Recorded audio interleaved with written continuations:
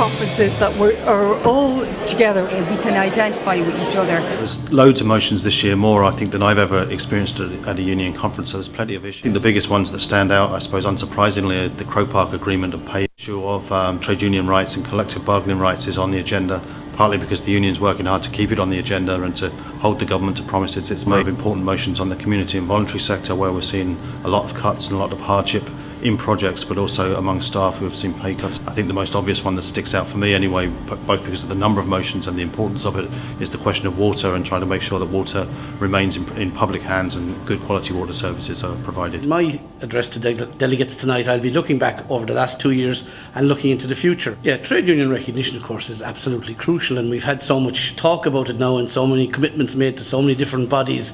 It really is now is the time for action. The International Labour Organisations Committee on Freedom of Association has called on our government to review its legislation to ensure that international freedom of association and collective bargaining principles are respected in Irish law.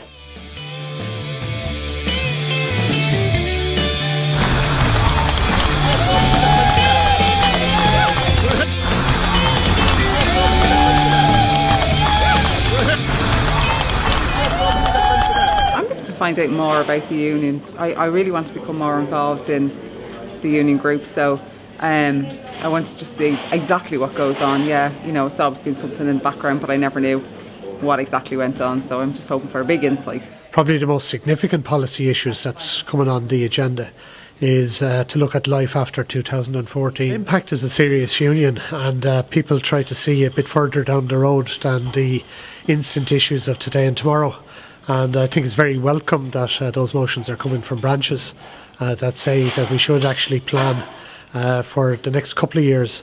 The government are making budgetary plans that take us beyond 2014.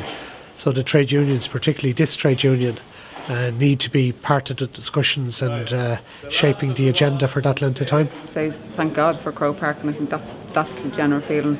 I know there was a lot of sceptics about it at the start. I myself probably would have been a little bit sceptical, but thank God for it, because God only knows where we'd be if we didn't have it. So it is working because union activists and staff on the ground have rolled up their sleeves and done the difficult work of implementation. People have had to try to work more efficiently, work better, work with fewer resources. In our own office, we've gone from a head count of 5 down to 4. We're still doing the same work. We believe that we're doing it better than we were previously. It plays a huge role for people.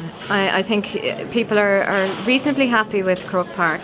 Some people feel that maybe in our own area that management could make more changes that would be, time and cost saving. And also I think people are a bit worried of what's going to happen, after Croke Park. And I think it's very welcome that those motions are coming from branches that say that we should actually plan for the next couple of years. The government are making budgetary plans that take us beyond 2014. So the trade unions, particularly this trade union, need to be part of the discussions and shaping the agenda for that length of time. Equally, we've also delivered on our commitment to the Irish people. We continue to deliver services, reduce costs and implement reform in a time of crisis. Together, we deliver.